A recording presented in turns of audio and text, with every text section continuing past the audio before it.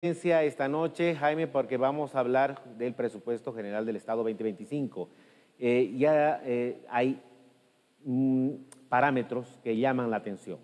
Uno de ellos, vamos poniendo por favor en pantalla, porque la renta dignidad habla de la renta dignidad. El 2025, la renta dignidad ya no llegará a los jubilados y dejará ser universal según proyecto de ley. Si la norma se aprueba, solo recibirán beneficio de los adultos mayores de 60 años que no reciban ninguna renta. Esto en torno a lo que se ha dado a conocer en el presupuesto. Vamos con la segunda imagen, porque el presupuesto general mantiene la subvención de combustible y asigna 56 millones de dólares semanales. La subvención mantiene el litro del diésel en 3.72 y la gasolina en 3.74. Y la última imagen, lo vemos ahí al presidente Arce, que dice el gobierno presenta un presupuesto mayor para el 2025, proyecta una inflación del 7.5% y un déficit fiscal de menos 9,2%. El anteproyecto de ley fue remitido desde el Ejecutivo a la Asamblea Legislativa y refleja un presupuesto consolidando 296.565.000 bolivianos. Jaime Dun, analizando el tema del presupuesto general del Estado, ¿se esperaba estos cambios? ¿Se esperaba estas directrices? Sobre todo de la subvención, qué va a pasar con la renta dignidad, y por supuesto, cuando todo el mundo pensaba que para el presupuesto general del Estado hoy se debe más bien pensar en reducir los gastos, incluso hasta ver la posibilidad de reducir inversiones, si es que las hubiese. Y no quiero dejar pasar de alto el hecho de que he tenido mensajes en la anterior entrevista que van referidas también al presupuesto general del Estado, cuando aquí en Tarija se lleva a cabo el Congreso Nacional del Magisterio, de la Educación Plurinacional, y padres de familia se han manifestado respecto a este presupuesto y dicen que no han visto cambios significativos para la educación. Si realmente la educación le importaría al gobierno, se debería haber generado mayor presupuesto a dicho sector. Jaime Dun, contigo el análisis. Bueno, has tocado varios puntos muy interesantes, Nivar. Y déjame decirte primero que, por supuesto, cuando estás en un periodo tan crítico, con una economía tan endeble, cuando estás en una situación tan compleja, donde has como gobierno tomado más de 24 medidas que he contabilizado, cuando has hecho acuerdo con los empresarios y no ha funcionado, cuando has tratado de implementar medidas que te han pedido los empresarios hace meses atrás y ahora los has hecho y no han funcionado. Cuando realmente has perdido el norte, pero sabes claramente que hay un tema de gasto complejo, la lógica te dice, y por principio de responsabilidad se puede deducir, que como gobierno debes de tener un presupuesto general del Estado, primero que sea, por supuesto, austero, que sea mesurado, y lo más importante es que dé señales de que estás arreglando el problema, no empeorándolo. Sin embargo, siendo que el principal problema de la economía es el gasto público en exceso, se nos presenta un presupuesto general del Estado que incrementa el gasto público en vez de bajarlo. Entonces, los elementos fundamentales de este presupuesto te revelan, delatan al gobierno más bien, de que el gobierno ha decidido que la cosa siga como está, y que las cosas se pongan en realidad en una situación donde pueden exacerbarse los problemas. Por ejemplo, nos dice que este gobierno para el 2025 piensa gastar más de lo que gastó respecto a los ingresos el año pasado. El año pasado se había presupuestado para este año 2024 un déficit fiscal de alrededor del 7,5%. La realidad nos está llevando a que el déficit va a ser de alrededor del 11%. Es decir, se gastó más. Y para este año nos está diciendo el gobierno que el déficit fiscal programado va a ser del 9,2%. Es decir, mayor a lo que se había presupuestado el año pasado. Y si el año pasado, a pesar que era 7,5, han terminado en 11, es decir, la fallaron, este año, si te dicen 9,2, es porque seguramente va a ser 12 o 13. Seamos claros. Ahora, te dicen que va a haber un gasto en exceso y por supuesto eso tiene repercusiones importantes al nivel de crecimiento y al nivel de inflación y al nivel de devaluación. ¿Y qué es lo que te dicen? Que producto del gasto en exceso que va a haber, la inflación que generalmente se programaba alrededor del 3,5%, ahora se programa un 7,5%, más del doble. Entonces el gobierno nos está advirtiendo que los precios van a seguir subiendo. Y ponerlo de manera más correcta, nos está diciendo que la moneda nacional va a seguir perdiendo valor. Y aún así, con todo este exceso de gasto, el crecimiento programado es del 3,5%, que en realidad es menor a lo que se había presupuestado el año pasado. Y la lógica nos dice que cuando tú tienes esta situación económica, el sector productivo se para, no puedes importar insumos, necesitas más del 70% de tus insumos que vengan de afuera, no consigues dólares. La maquinaria económica del país en realidad va a ser más lenta. Este año ya estamos creciendo a un ritmo alrededor del 2,5%, y lo más probable es que el próximo año estemos debajo del 2%. Eso es en resumen lo que tenemos para el año 2025 en IVA. Jaime, quiero aprovechar también qué comentario hizo en su cuenta de Twitter o ex, en este caso, Evo Morales, respecto al presupuesto general del Estado. También se ha manifestado él. Vamos poniendo por favor en pantalla porque en esta cuenta Evo Morales dice lo siguiente. De acuerdo al nuevo presupuesto general del Estado 2025, la renta de dignidad ya no llegará a los jubilados. Hace énfasis en este sector.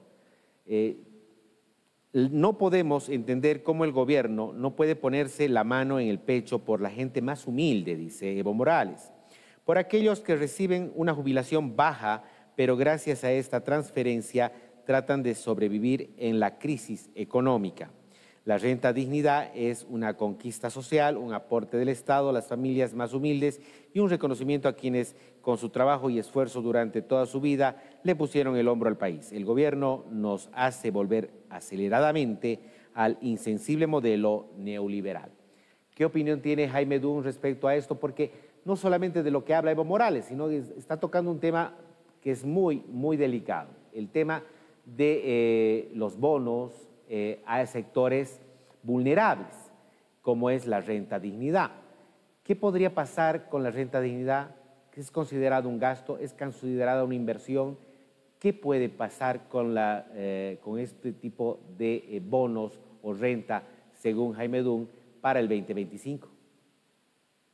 Bueno, evidentemente es un componente más dentro del gasto público.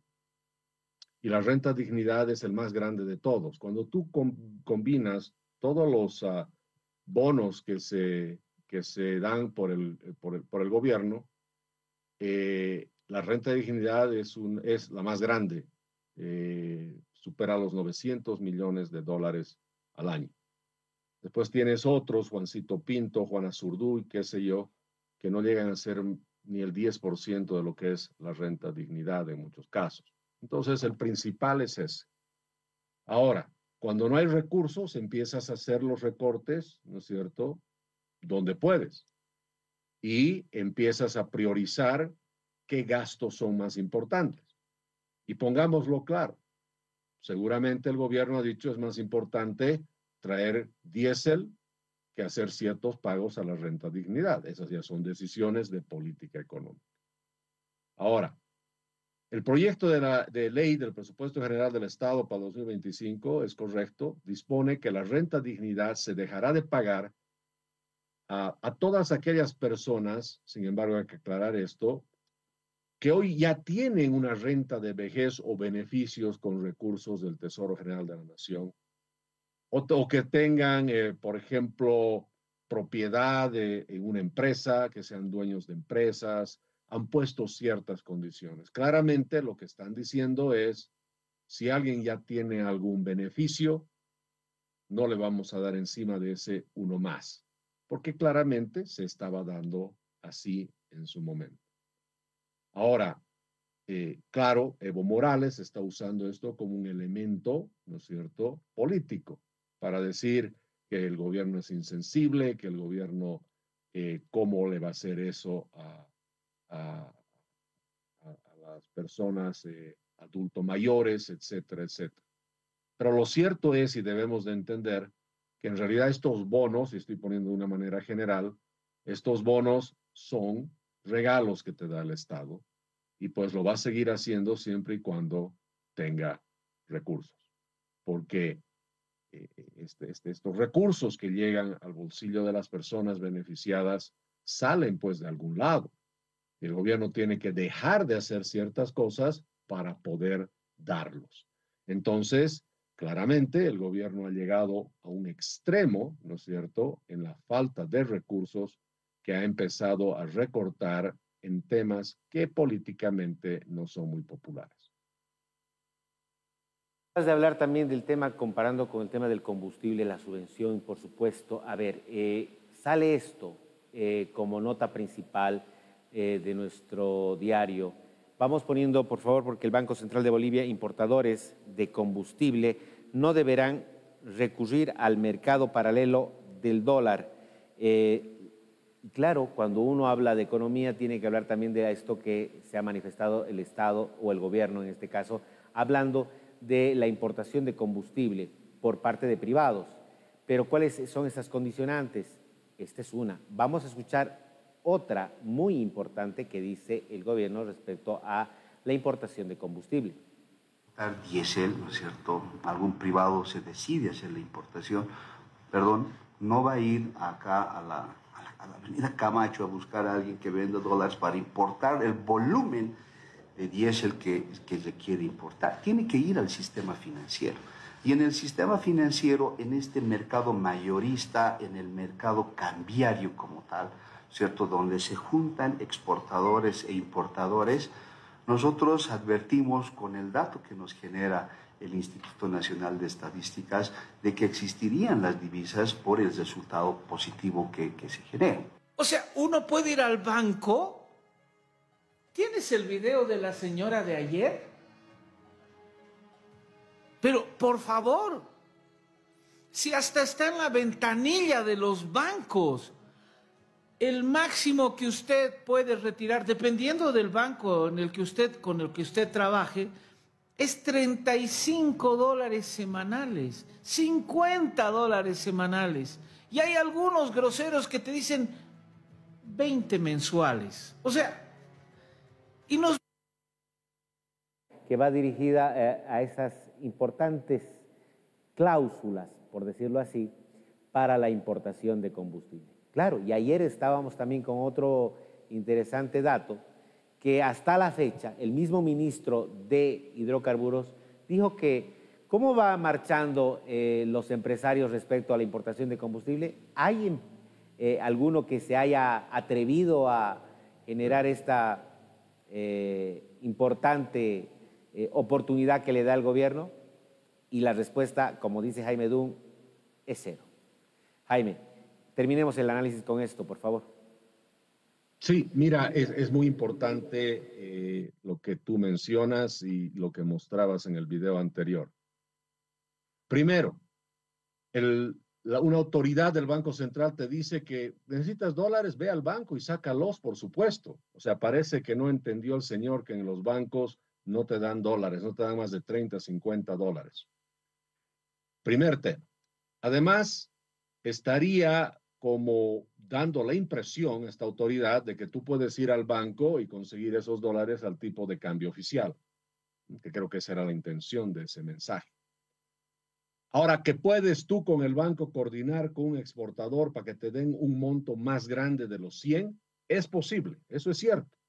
Si tú eres un gran importador, le puedes pedir al banco que con un exportador puedan hacer un cruce, ¿no es cierto? El exportador necesita vender, el importador necesita comprar. Pero el tipo de cambio es el paralelo. Seamos claros. Entonces, cuando el gobierno dice, puedes conseguir combustible a $1, estoy redondeando un poco el número, a $1, ya no es pues a 7, es a 12. Primer tema. Segundo tema, los más de 30 requisitos que tienes que cumplir para importar el combustible supuestamente libremente, son tantos requisitos y restricciones, y le tienes que comprar a Botrading, que es una empresa subsidiaria de yacimientos en Paraguay. Entonces, ya no había sido tan libre, pues, Niva. Entonces, no sirve. Y quiero hacer notar que el gobierno, fíjate, para la subvención de combustibles el 2024 nos dice que se ha gastado se está gastando 2.000 millones de dólares. Para el 2025 está presupuestando 2.900 millones de dólares, que son los 56 millones de dólares semanales. Multiplicarlo por 52 son 2.900 millones de dólares. Ahora, si a pesar de que hay supuestas plantas de biodiesel que van a empezar a funcionar, a pesar de que supuestamente, ¿no es cierto?, ya hay libre importación de combustibles, y aún con supuestamente habiendo mejorado las condiciones para que los privados traigan combustibles, aún así presupuestas 2.900 millones de dólares de subvenciones, ¿qué mensaje te está dando el presupuesto general del Estado? Te está diciendo que el gobierno está reconociendo que sus políticas para reducir la subvención han fracasado. Ese es el mensaje que te da el presupuesto. Como siempre, un placer conversar contigo sobre el análisis económico y financiero del país. Muchísimas gracias. Gracias a ti, Nivar. Buenas noches. Vámonos a esa tanda publicitaria muy corta porque al retornar tenemos más entrevistas aquí en Antes de Medianoche. Enseguida volvemos con Antes de Medianoche.